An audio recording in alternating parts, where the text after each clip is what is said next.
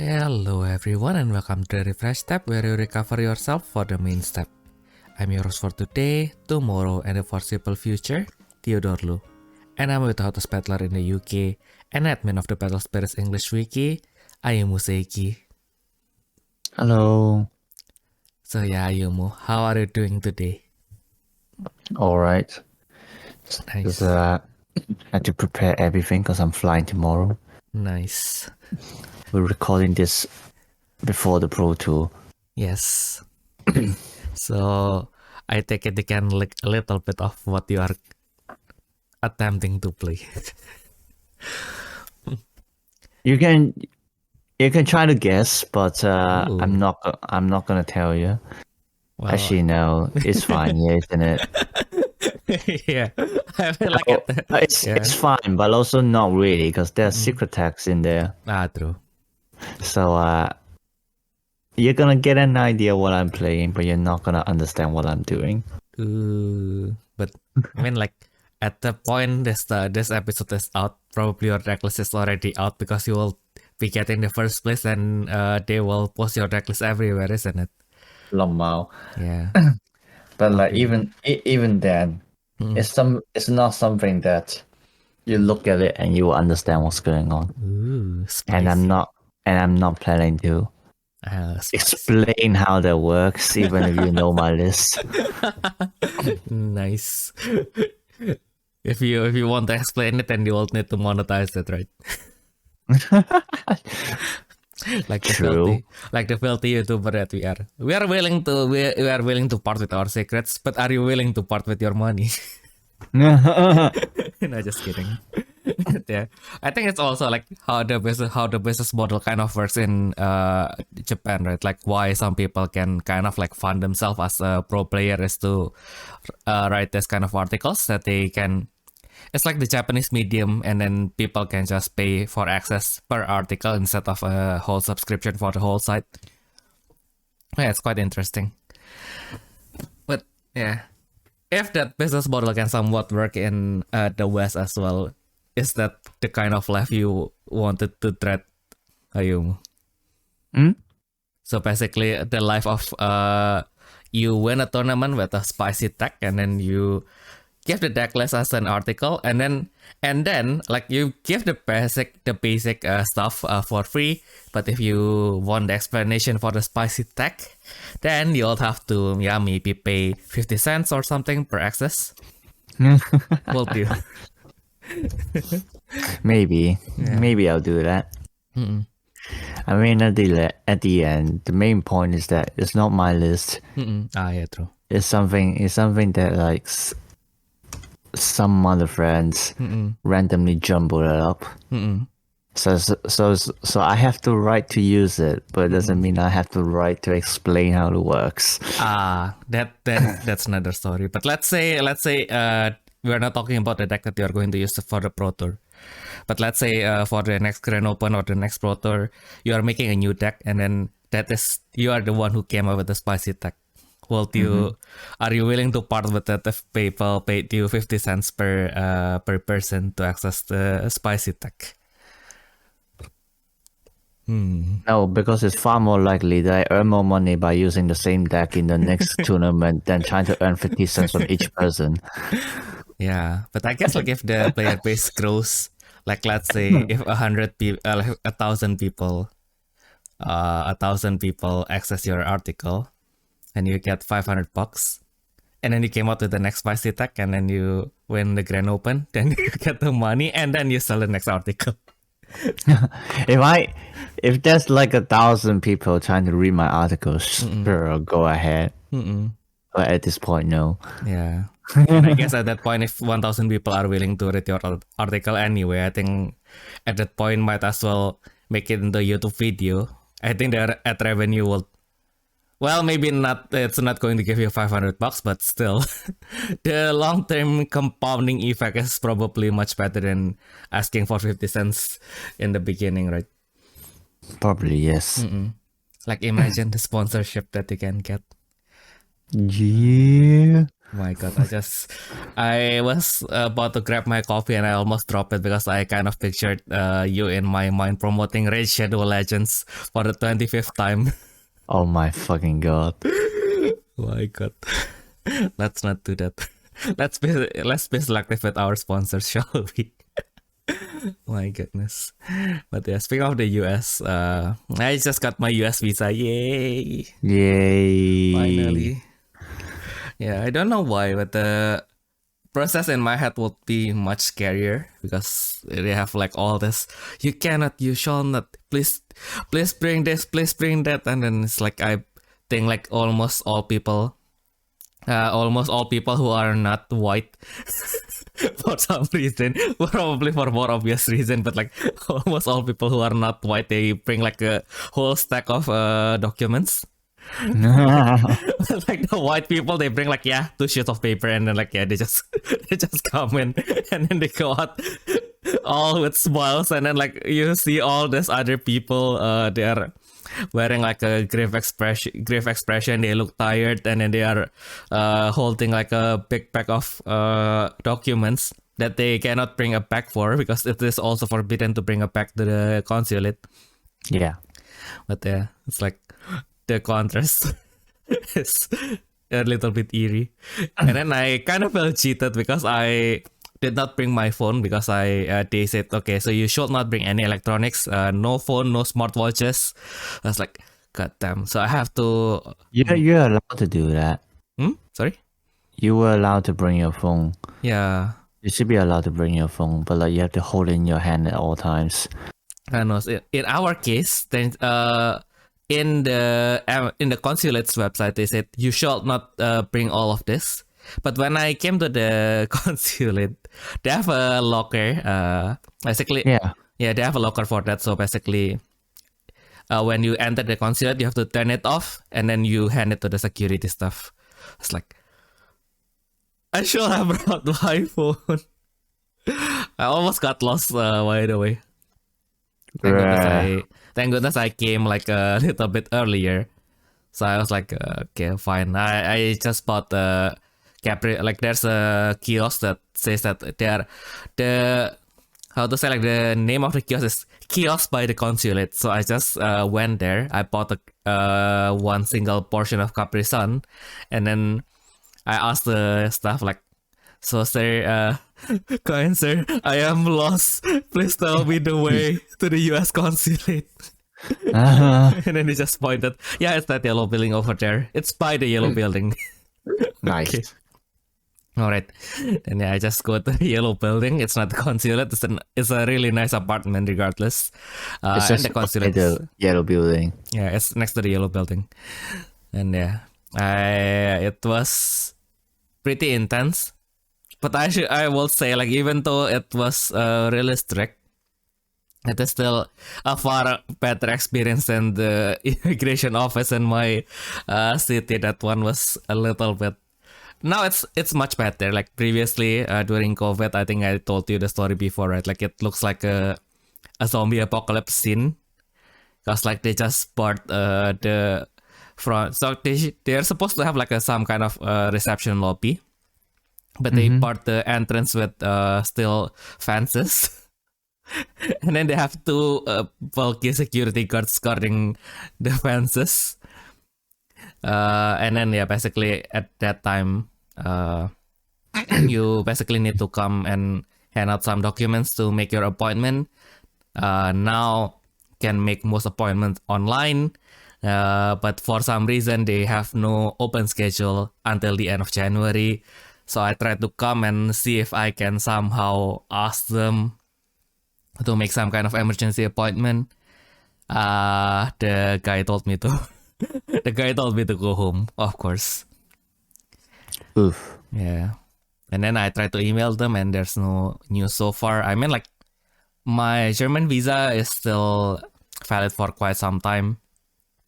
I just wanted to be safe. Like, I think I read because I read that I can use, because I updated my passport, right? So my the number in my residence card doesn't match the one in my current passport.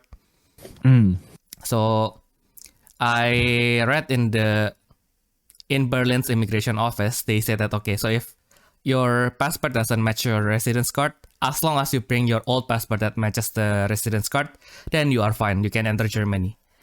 Nice. But yeah, just to be safe, I kind of wanted to finish the process as well. But yeah, it doesn't seem like I can do that before I go to the US. So I'll just do more research. Hopefully it is fine. And I can go back to Germany and extend my visa for real. And then next time I need to convert it to... Yeah, I think also maybe waiting will be better because I might want to convert it to the job search visa. So because like if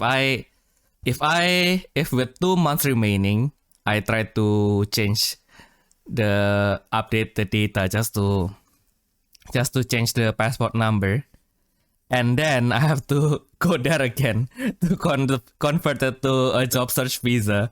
Then I have to go there again, pay them again, and wait for another 6 months for them to actually respond. So it's like, I guess I'll just do it once if possible. 6 months? Why would you have to wait for 6 months? No, I was exaggerating, but they can be really liberal with the time that they are taking in handling our documents. So yeah. Okay. Yeah, that is why, like in Germany, like where you live, it can be kind of like a gotcha, and like sometimes you want the right amount of foreigner. Like if there is 0 foreigners, they might not even have an immigration office. If there are too many foreigners, you are fighting with too much people. So you want the city with the immigration office that has the okay amount of foreigners, so not too much, not too little. So they don't have much workload, but they are used to working with foreign residents basically. Yeah, mine is a little bit overloaded. Yeah, we are not even a big city, and our immigration is already overloaded. And yeah, it always, like when I go to government office, I finally realize why my degree digital transformation existed. But it's like, yeah, this is beyond digital transformation. It needs an even deeper, more traditional, but really required transformation. My goodness. But yeah, kind of need to... Yeah, speaking of transformation, I have transformed back into a couch potato this past 2 months, trying to catch up with all the editings that I haven't really touched BSS at all. Yeah, I need to transform that soon. My goodness. Yeah, you better start practicing, I guess. Yeah, I think, yeah, I have also been... Because like we have about 1 month. Yeah, I guess with if I start now, then we have 6 weeks. So I was thinking whether to go with my comfort tech or just try new ones. But I guess, yeah, like first 2 weeks, let's just try as much as I can, I guess. Time to go with... Time to bring Colosseum Golem to first place. Oh god. Imagine, man. Good luck with that, I guess. Yeah. We made a video on it, right? And then like I just realized I nerfed myself when using Colosseum Golem because I forgot the rule, even though I'm a level 1 judge. My goodness. Yeah, because I thought that the corpus would need to wait until the summoning resolves. But I forgot that exhausting the Nexus is a cost. So then the last effect that activates is the core boosting, which has to resolve first before the summoning of the token. So it's like, oh, so it's basically an quote unquote free infinite and Undercity. My goodness. Yeah, basically, yeah. Yeah. Should have realized that with 10 cost it could have done a little bit better. But yeah, it feels good when you make more than 1 token. Yeah, but like realistically, you don't really have to do that. Yeah, I think in the end, like one of the strongest suit of Colosseum Golem, if you can ever get it out, is basically with Subito. Can just have multiple two at least one or two nexus. You go to your attack step, use Subito's effect, exhaust, gain one core, and then you choose whether you want to attack or not. And then you don't have to attack with Colosseum Golem even. Yeah. That is why. Imagine having a 10 cost RAM engine. Kill couldn't even. I say that, but Kill also has a 10 cost Corvus engine, so I don't know what I am saying. My goodness. Yeah, but the difference is that for Gale you can ramp before the cost 10. Yeah. But for Golem you have to summon the cost 10 to ramp. Exactly. Imagine it. Imagine if Fang Huang is the only card with Gale. If like until like, because like there are some keywords, right? Like in Battle Spirits when they are first introduced, they are introduced in the postcards, and then like until like 3 boosters afterwards, nobody actually like use that. Nobody has that keyword until like 3 boosters after. And yeah,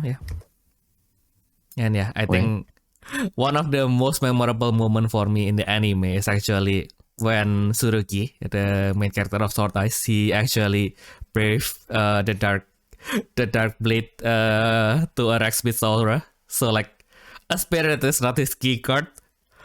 You can. I was like, at the time I was like, you can do that. Is that not illegal in the law of this anime universe?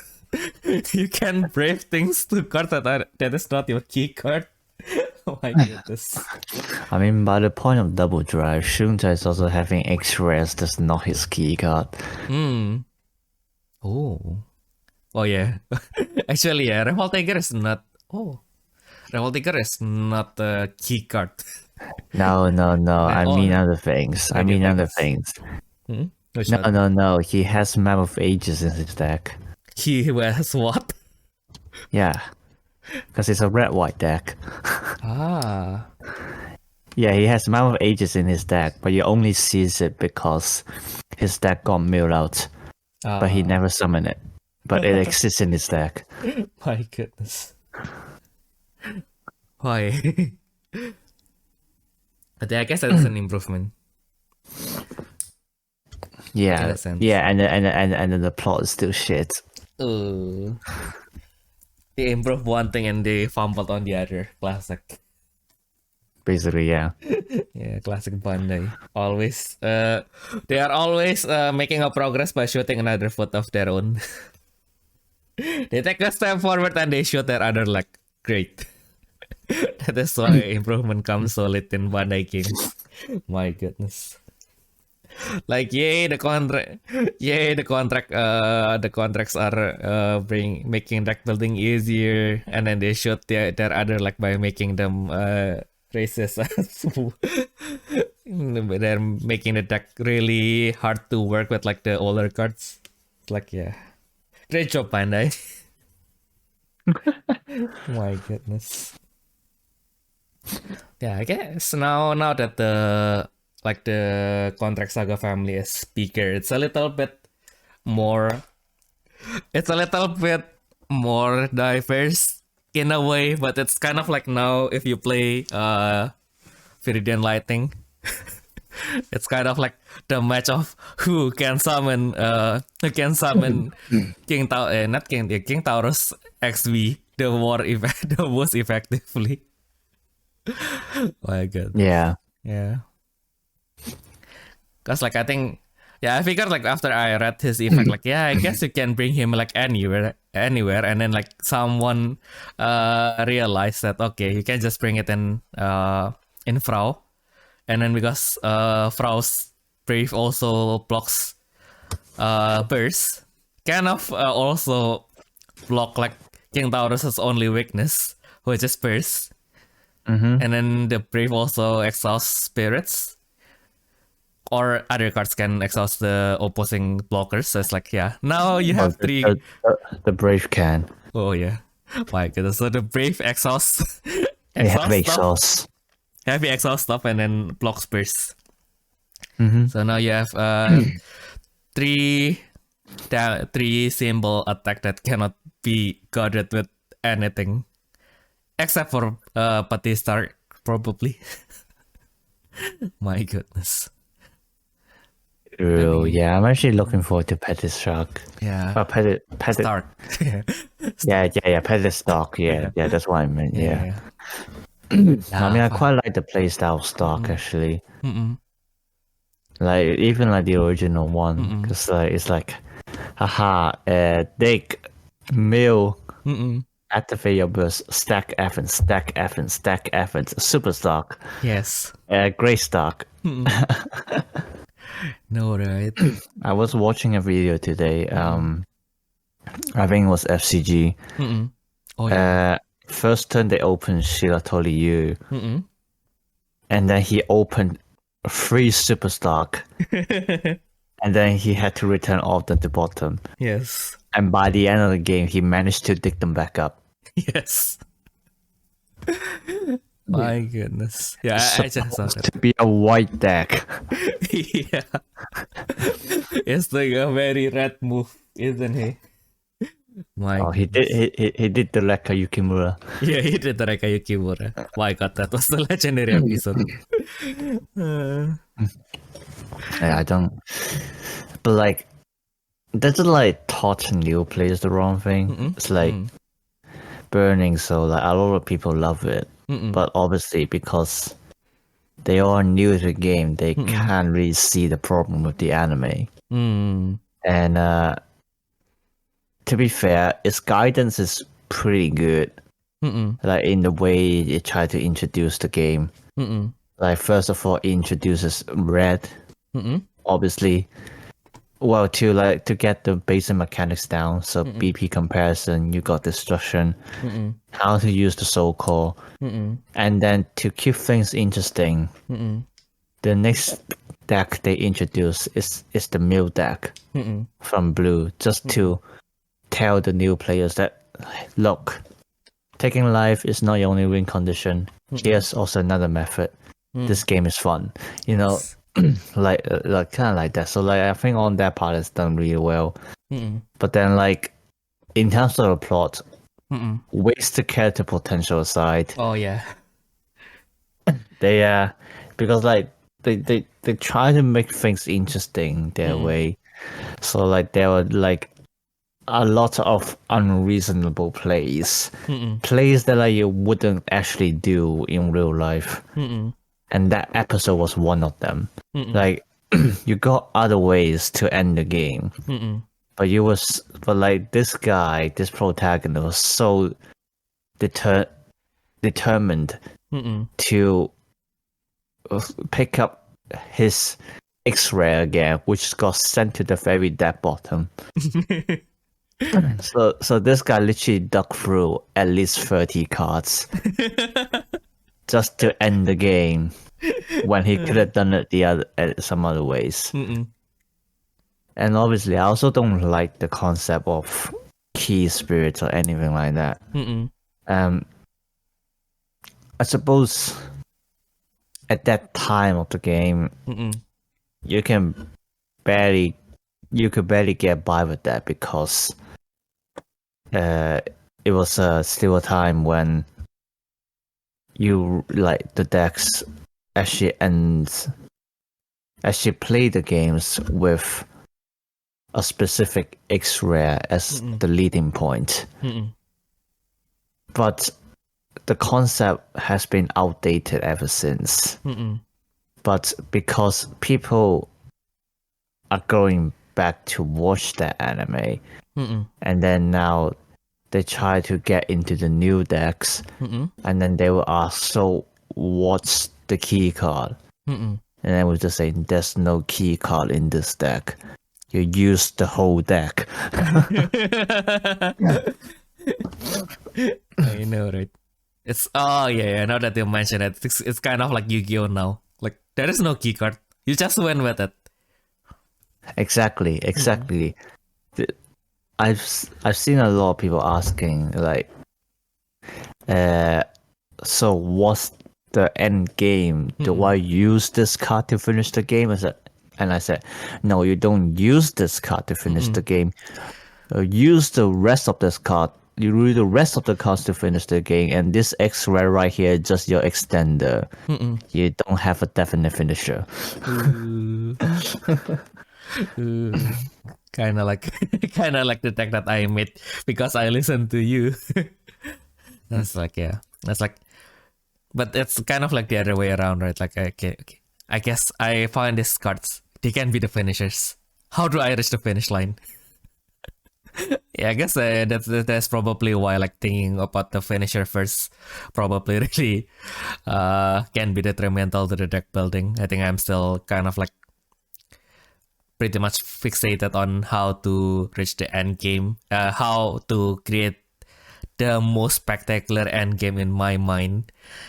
And then I forgot to build up to the end game, and then so I know how I want to start the game. I know how I want to end the game. I forgot to design how shall I play in the middle of the game. But that kind of works. Yeah, in some cases, like for some decks, they definitely have a specific finisher. So for example, yellow, you have Gambu. Or if you're playing Luster, then quite obviously Flagellum and Michaela are your end game. And then in white, you have Elk or Derm Diner. White control specifically. Green, you have Feng Huang. And then blue, arguably you can say Nirvana or Mandala, depending on like which kind you're playing is your end game. But even the Crush deck, you don't need Nirvana. You're supposed to mill steadily with each card. And that's the thing with actually the majority of the decks, like Red. Red, even Nova is more of your extender than actually your finisher, or Dreadnought King, or Giganorex. There was a point of time when people even considered to not put Giganorex in the Terrasol deck and doesn't make it a full red aggro deck. Like Giganorex is also just an extender, and then Purple Curse Dragon again, it's just an extender. It's just a nuke basically. With Backless, it's just a nuke. Same thing with Nemesis. Maduke arguably can be your finisher, but then it might apply to the Curse aggro right now, but back in the days, she's also just an alternative win condition, but not necessarily something that you have to build towards it or play towards it. Yeah. So, not every deck is built the same way. Yeah. So just play what you want. Exactly. Well, play with what playstyle you want. Not play with what card you want. Exactly. If you want to center it around a card, then follow your heart. I guess. There are always ways to make it work, but if it doesn't work, don't feel too down about it. Maybe you need to change your perspective a little bit. Maybe you need a good stuff deck. Yeah, I guess like if your deck is like 50 key cards, then you don't need to worry about reaching your key card, because every single card in your deck is a key card. True.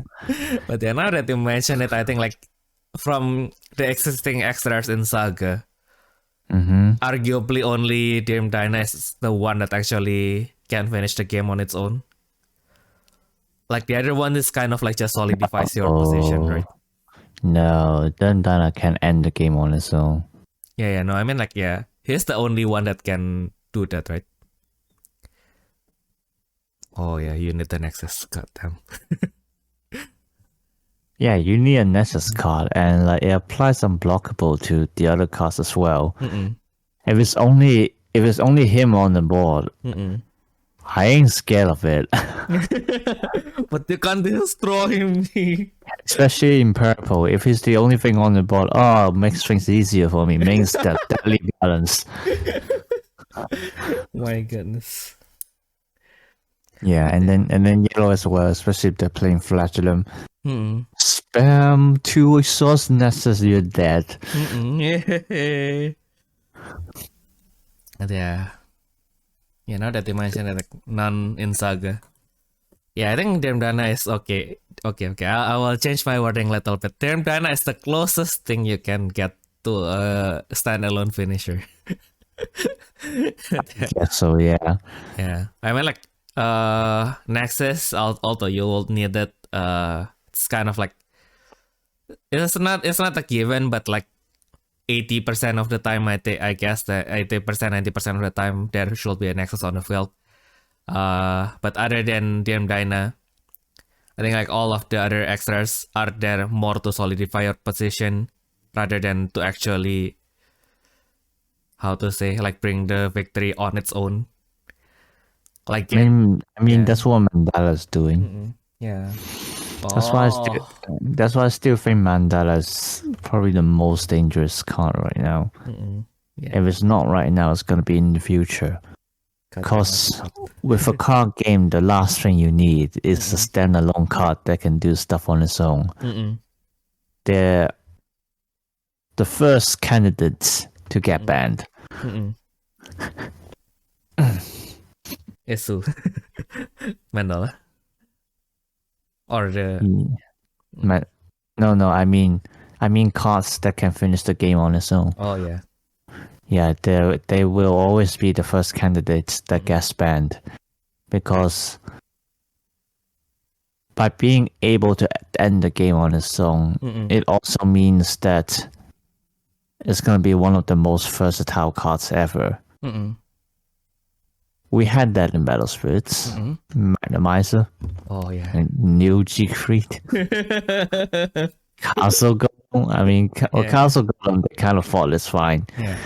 For some reason. But yeah. Yeah. We had at least 2 examples, which is not a lot, but it's surprising they happen twice. Exactly. Okay, now I realize the error of my wordings. I think like it's more like, it is not like it can finish the game on its own, but it's like Team Dyna and Mandala is probably, and in that case, if I change my perspective into this wording, then probably Genbu as well, as they're the only 3 cards that are actually meant to, you do the setup, you bring out this card, and then you reach your win condition, basically. Like, yeah, I mean, like you said, right? Like,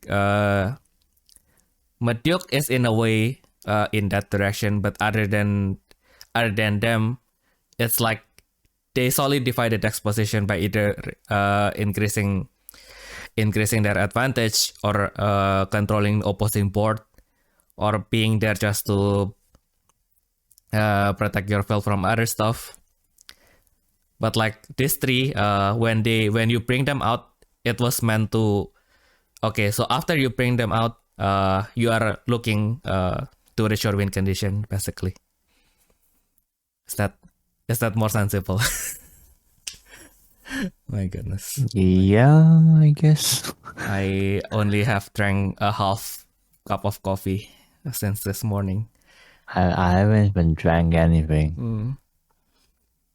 Not even I'm kind of, well, except water, I guess.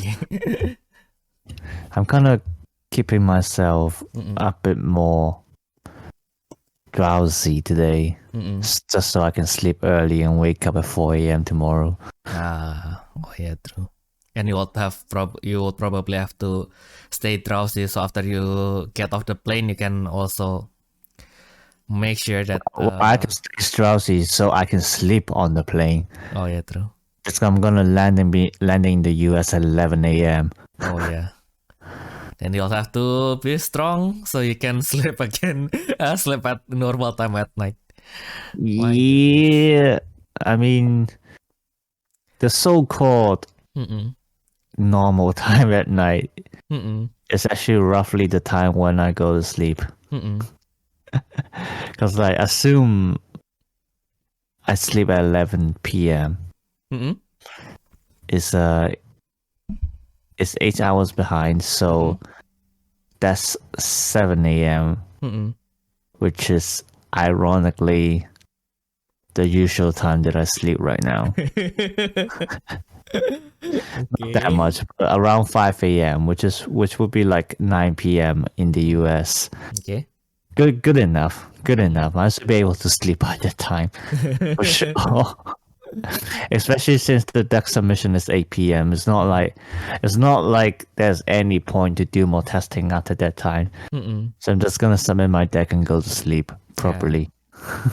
Yes, do that. Get the first place, and then I can pressure you into giving the Pro Tour Colosseum Golem, and then the Pro Tour Genbu. I mean, I actually don't mind selling you the Genbu, because I don't really like the art. Yeah. But the Colosseum Golem. I mean, if you got first place, you will get 3 copies. You will get the uncut shit, and then you will still have the pack as well. Oh yeah, sure. If I actually get first place, obviously there will be plenty of them. Yeah. I hope you get first place. You need to get back the Ayumu seal from the first Grand Open. Yeah, I wish you the best, man. Like, genuine. Thank you. Yeah, this is not a joke. I joke a lot, but this is not the time where I'm trying to joke. It's very funny though. It's how ironic that this podcast will be out after the Pro Tour. So whoever listening to this will know the result by then. Yes, exactly. You will know better than us whether Ayumu won or not. So if you listen to until this part, which thank you very much first of all, and then you can comment and let us know whether Ayumu makes us proud or disappoint us. Not just kidding. whatever your placing is, as long as it's not below top 64, I am proud of you. Being the toxic Asian parent. Bruh. Yeah. If I get below the top 64, I will hang myself. No, I'm just kidding. You'll hang yourself. How to make it not dangerous? But anyway, let's not do that. It might incite people the wrong.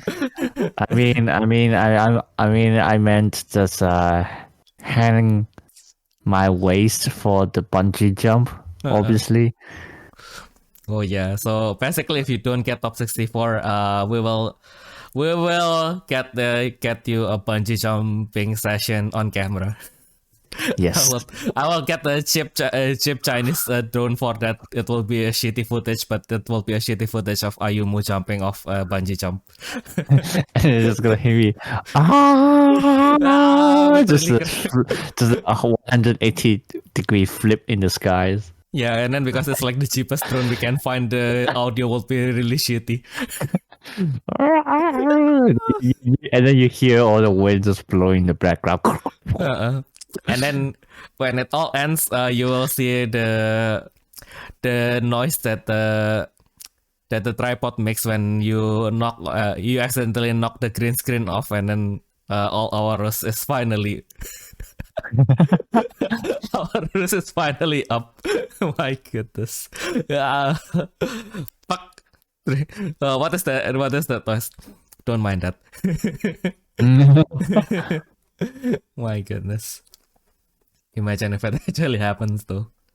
Oh god. What is the local burger chain in Portland? I actually don't know. Yeah. I don't think we're gonna really have the time to try that out anyway. Yeah, now that you mentioned that we will probably have no time. Just like to kind of like fund my trip, like one of the thing that I might have to do is to go to Walmart, like right after I drop my packs in the hotel.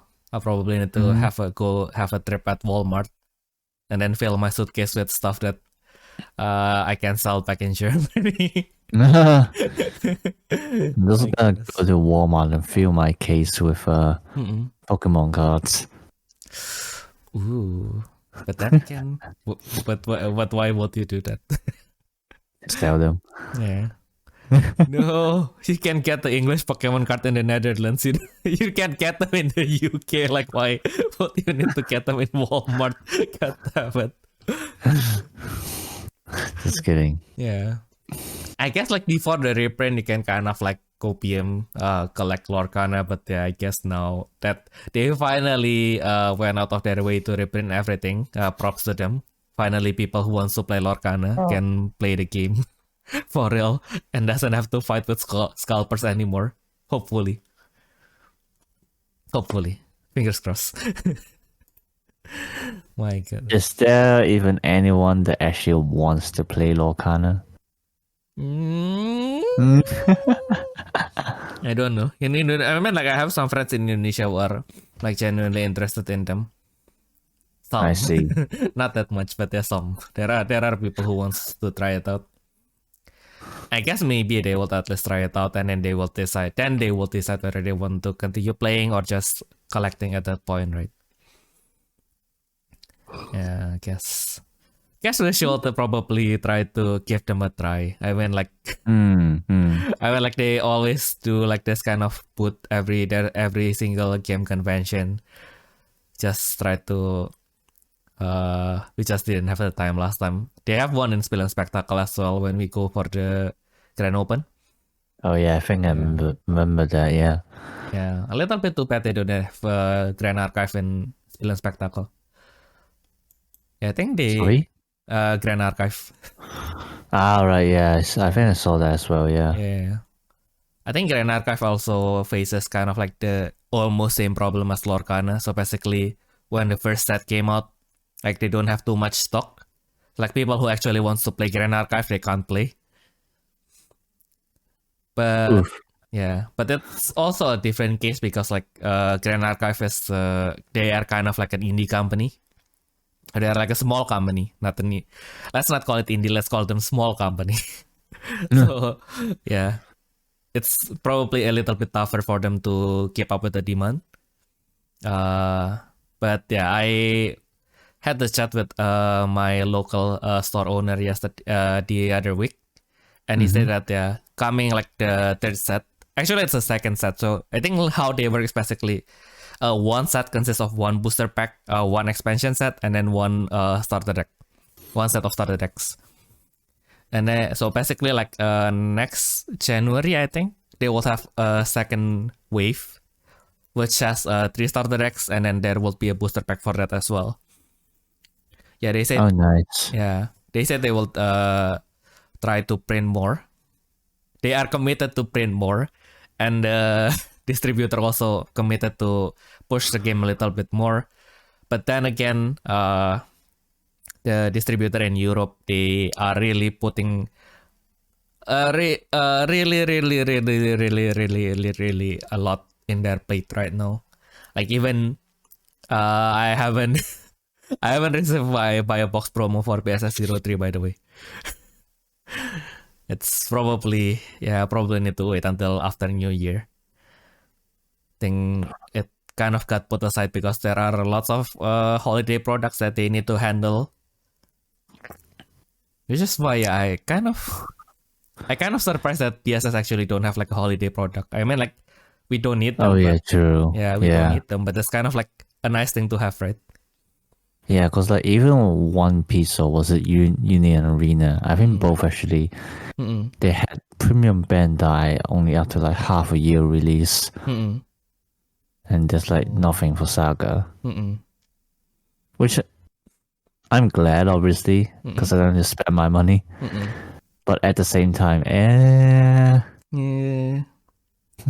Yeah, I mean, like, holiday set is kind of nice. Although it's probably just a repack booster, it's a nice excuse to reward yourself, right?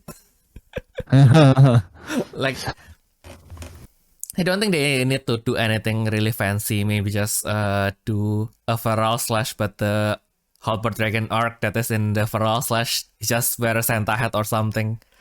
It is a nice touch already. Right? They do like alternative artwork of the reprint cards. Yeah. That would already be enough. I mean, they don't even need to necessarily draw any new art as well. They can literally just reuse some of the arts from the Japanese game. Oh yeah. So I don't know why they're not doing that. No, right? You know the cheat code that they can do. Use the Diva, the Christmas Diva Premium Bandai, but do it like the Gundam thing. Use the mass alternate art for Magic or Yellow Spirits. Yeah, that works. Yeah, exactly. Yeah, it's so obvious that the management for Saga is different to the one for the Japanese game, because the Japanese game had their own bumpy road. Like recently they released the 15th memorial book, which was basically a book for the 15-year anniversary, and they explained how for the first 20 sets all the cards were designed by the same person. Not Mike Elliott. I think, not Mike Elliott, someone else. But he's still in the dev team right now. But he was saying how in the first 20 set he basically had to design everything. Ooh. Like from just the game balance to like new effects, things like that. So they had a bumpy ride, and then it was very funny because the more you read it, the more it actually feels like it started off as like a fan game. You know, it's like how one day you thought about something interesting, and then you just decide to work on it. Just like how you do in most days, just gonna catch your exposed feel. How you just randomly dump me ideas on card games every once in a while. Right. But yeah, that's what happened with the Japanese game. So it was a very simple start as well, and obviously they didn't manage well. But at this point, they are doing very well in terms of things like management, advertisement, game balance. It's still a very good game, I would say. Yeah. And then you look at Saga and you'll be questioning what the fuck are they doing with their lives. But yeah, you have your predecessor to give you an example on how this game works, even though the rules are a little bit different. And you have an idea on how some of the cards have worked in the Japanese game. Like, I think if you're gonna design for the card game, would it really hurt to at least try out a few games of the original game? I don't think it's that hard to do so. If the English community managed to make at least 3 English simulators for themselves, you can do the same when really all you need to do is to proxy them with an English translation on them. And you don't even have to translate them yourselves because we're literally providing you the translations. Yay! Yay for the Grand Rolo Index. And then that prevailed. Oh well. But how could you even say to a player that you didn't expect Ice Shield to be used in every deck when it's literally the case ever since the release in the Japanese game? These guys, I bet they failed a history class in high school. My God. That's why history is important. Do you know that because like in Indonesia we are basically divided between like the science and the social science class, right? Yeah. And then like if you join the social science you still have to learn math, and then if you join the science you still have to learn history. So yeah, even my high school kind of like acknowledges that, yeah, even though you want to focus on something more, there is still some of the other side of the fences that you still need to care about, kind of thing. And then I failed chemistry. God damn it. Yeah. But yeah, I can kind of feel what you were saying, because like now in Battle Spirits, like even though there is some cards that feels really broken, I kind of have the confidence that in 3 months it's going to go away. Kind of thing. Like it's kind of like a copium, but yeah, I know that in 3 months there will be something that can handle this. If not, then another 3 months. If not, then another 3 months until they can finally get rid of Amaterasu, and then they added 2 cards and then it casually just go back to the meta. God damn it. My god. And Zeus as well. God damn, those two old parts. Why don't they just quit? Wait, who? What? Zeus and Amaterasu. All right. Yeah. So Are they? Yeah. Are they really that bad though? I can't say about Zeus. But Amaterasu, I've been using the deck myself. I couldn't win any games. I don't know why. Yeah. I think we always, when we tried Amaterasu, it's already too late. But like it's like meta-wise, it's always like they try to kill Amaterasu every time. They did kill Amaterasu, and then someday it just pops up back. It's like, huh. What the fuck? Why don't you just state that? I say that, but I am happy every time it just becomes viable, even for only 2 weeks. Oh my god. Yeah, I got my time in the sun for fun in the sun for 2 weeks, and I am content with that.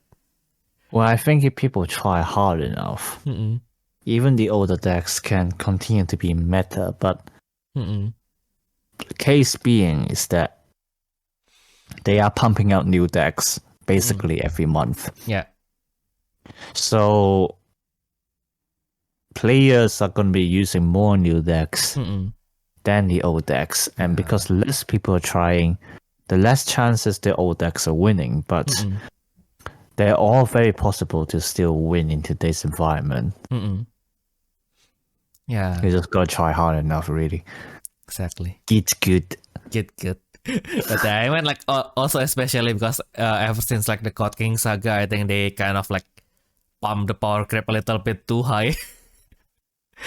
So yeah, it's kind of like so I think like even I think it's a true Rebirth Saga, right? Like when they finally, okay, we need to stop, we need to take a break for a little bit, and then the only thing that is actually viable from that era is basically Machine Dragon, and once you try it, that's also feels really jank for some reason. That is why, right? Like I tried the Machine Dragon myself, and then okay, my opponent has 5 spirits. I draw 4. I draw another card, and then all of the cards in my hand are Nexus Destruction. And then next game, okay. So my opponent has 5 Nexus. I have a Rocket Ray in my hand. Okay, this should be fine. Draw. All Spirit Destruction. Okay. Maybe 1 Laser Volley, so it will remove 1 Nexus and nothing else. God damn it. Yeah, that's the pain, man. Well, yeah, that's the balance for them. They deliberately make Machine Dragon so Nexus Destruction heavy that it's strong for some decks, but not strong for long. So, like, for that era, it looked like it was really bad because most of the decks were bad. But if anything, I think Machine Dragon was actually one of the more balanced ones. Obviously, it counters a lot of the old decks, but that's the point of new decks, and they made it a way so that it can counter the old deck a lot, but then it cannot. It's very hard for them to win against decks that don't rely on Nexuses. and that creates the balance in the meta. So even though it counters a lot of decks, you don't see it being played a lot because it can't do anything else to the other decks. It's a rock paper scissors all over again. Exactly. And that's what made it balance. So I actually quite like the deck and the way they designed it. But the rest,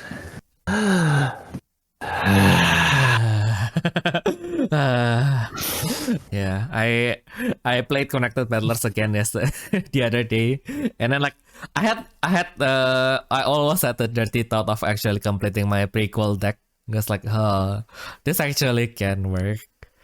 But I know that the moment I close the game, I realize this wouldn't work in the real world, is it? Yeah, probably I should put that mine away. Prequel is still the disgrace of yellow. My goodness. Yeah, it is still quite annoying, but it's like, yeah, why? My god, it kind of reminds me as well the time of Araviel. And like the early days of the Advent Saga, where they try to introduce Araviel and then Erifel. And then it took us until Ramdiel that we actually pay attention to the Divine Spirit angels again. My goodness. Even the time of Ramdiel, I don't think it's more like, okay, so if you want to play yellow, you will bring Ramdiel. I think Meridiel is the first one that, okay, it might work. And then Isis descended from heaven and saved us all. My goodness. Finally, a yellow deck that is actually playable. Thank goodness. Wait, which one? Isis. Ah, The right. ultimate's right there. Yeah. Like, yeah, finally. My god. I still remember the day, the last 3v3 tournament that I joined before I left for Germany. I scrapped the whole Swiss, and then I got into top 4. And then I OTK'd my opponent with Hatofel. The one that can refresh every time I paid with my life. Yeah. And then turns out I made a mistake because my trash is empty. And I used a money file from my hand. Ooh. Bruh. None of us realized that, so we just continue. Bruh. Yeah. So yeah. That was a mistake, but yeah. Mistake has been made. Mistake has been made, yeah. I mean, like, if I realize, I guess I will just set it down, maybe. I mean, like, we can argue, okay, so if I known that the effect would not go from my hand, I can just set it down, but yeah, given how at that time Nexus Lock is still also pretty not Nexus Burst Lock is still pretty prominent, I thought I will set it down. Also, like, normally speaking, like, because you know that money file can activate from your hand, you would want to keep it in your hand. So like, why would you want to ever set it down, right? So yeah. That was a grand moment in my life. Like, the first time, like, I actually used Autofel's effect to actually descend onto a spirit. Like, because it's a cost 5, right? Like, it kind of doesn't matter whether you use the advent or not. And then, like, okay, you can advent on a cost 3 or higher angel spirit. So it's like, my Godseeker is a cost 3 angel spirit. And then my opponent has nothing. So I just attack with my Godseeker. My opponent says no flash. Rebirth go out of hell. My goodness. Oh wait, how do I do that? Autofel. I think her. Wait. What? Yeah, I forgot how I did that. Do I have 2 Godseeker? Because like her effect actually triggers like when she attacks, right? Offense or attacks. So that's why. So that means I did not do any illegal play beyond playing the burst from my hand. Basically, yeah.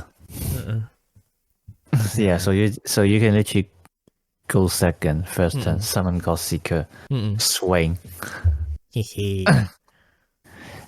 Where effect activate from level 4. Yeah, level 3. My goodness. Yeah, it's the unblockable that's from level 4. Ah. Yeah, so people actually used to make a Hatterfell turbo. My God. Shall I go back to the Hatofel Turbo for next Try. week? For next week, I guess why not? Now that we have more spirits that can heal myself when I got hit, I guess we can do that. Or what else? But yeah, but yeah, I wanted to use more money file. But yeah, then if I just use card sticker on the first thing, how do I get cards in my trash? You don't have to just set down money very well. But if I bring Himiko, if I bring Himiko, Sentry, okay, now I have a yellow thing in my hand. I will summon the money file from my hand. My God. Oh yeah, now that you mention it, since also I have like extra Gaia no Hoko from the Mega deck as well, might as well use them. Yeah, Gaia no Hoko is good. It's the good sort. It's the good sword indeed. Yeah. One year. Yeah, I guess like when they finally added the swords, probably as Nexus. So like the one that maybe I'll need to actually finish the design and make a video on it, on how if like apply the brief as Nexuses. So basically just okay, you exhaust it, you gain symbol until the end of the turn, and you gain one effect probably. But if the Nexus is destroyed, then yeah, bye bye. I guess that kind of gives us a balance as well, right? So if your opponent plays Nexus as a sword, then okay, bye bye to your sword. My goodness. I think we are still not yeah, I guess like if we stack cards too soon, it's going to be like, yeah, I think like stacking cards hopeful in BS, it can be quite confusing quite fast. Because now, especially with Tiger Bunny, you have like the body contract advent. My goodness. Thank goodness they specified the rule that you cannot design anything other than their body advent counterpart. But it's like, imagine like if you have stack 2 on the left, 2 on the right, and then now you need to stack another card that doesn't have this mechanic.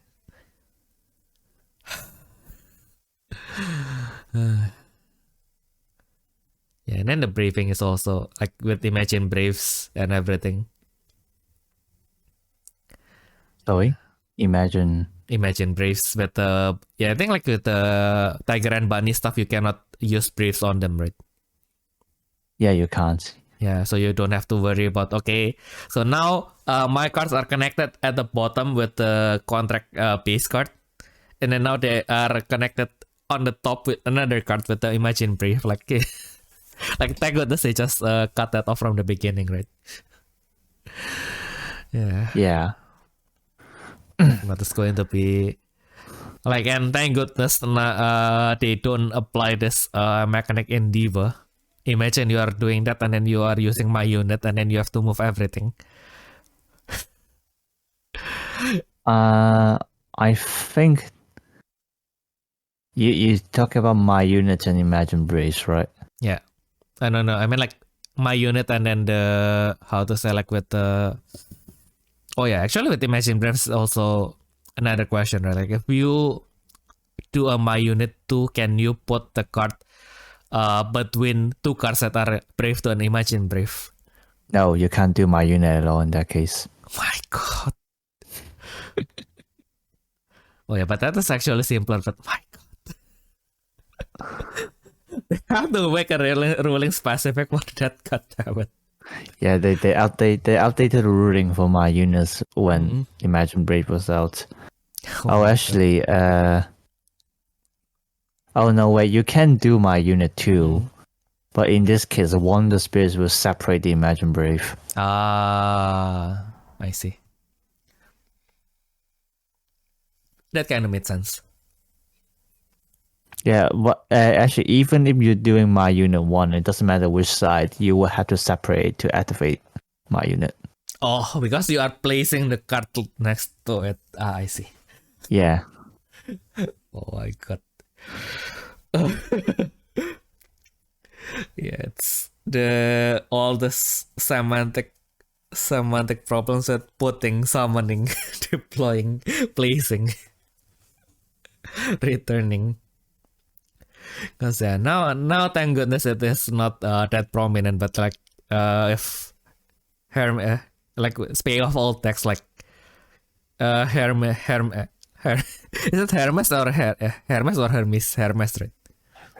It's Hermes. No H sound. Okay, Hermes. So like imagine if Hermes has like is more prominent in the meta, and then now, okay, so I have anti-bounce, I have anti-destruction, I have anti-core shoot, and then casually the tiger just came in, and then and the cheetah just came in, and haha, you go to the open zone. But you cannot bounce me. It is not a bounce effect. I see. It is sending to the open zone. I see. So it is not a bounce. It is not a destruction. It is not a. It is not a core shot. Yeah, it was a very unique deck, but I don't know. It's because they first introduced the idea that the deck didn't really function that well. Or I suppose it's just the inherent problem of being green. Because they barely get any draws. Yeah. Yeah, I think or maybe I was playing it wrong. Who knows? Yeah, I think it's kind of like almost green problem, right? It's either they pop off way too soon, so you basically just win without any combo because you just have Hermes online. You have the avatar ready, and then you just attack double symbol, attack double symbol, attack double symbol, and then you win. Or yeah, you just ran out of gas partway, and then you just take everything to the face because you don't have anything. My goodness, the good old days. Yeah, yeah, literally. But yeah, I guess once again, Ayumu.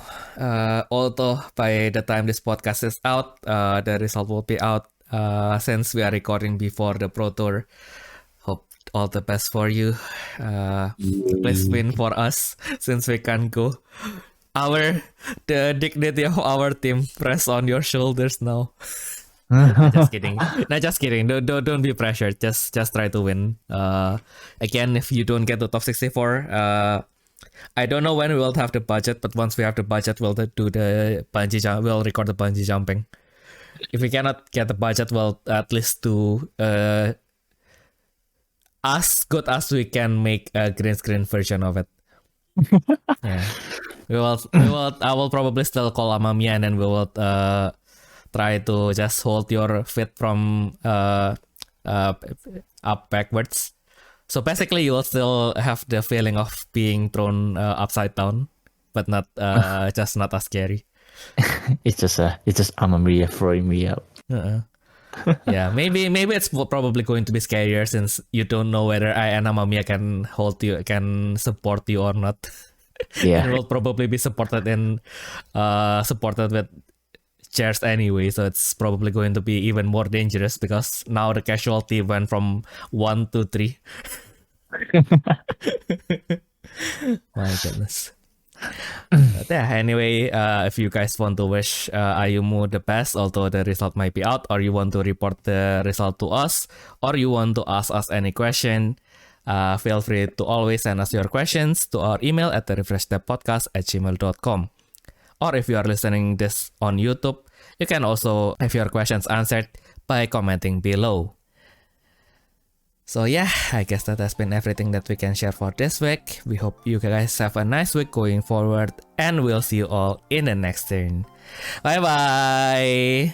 bye.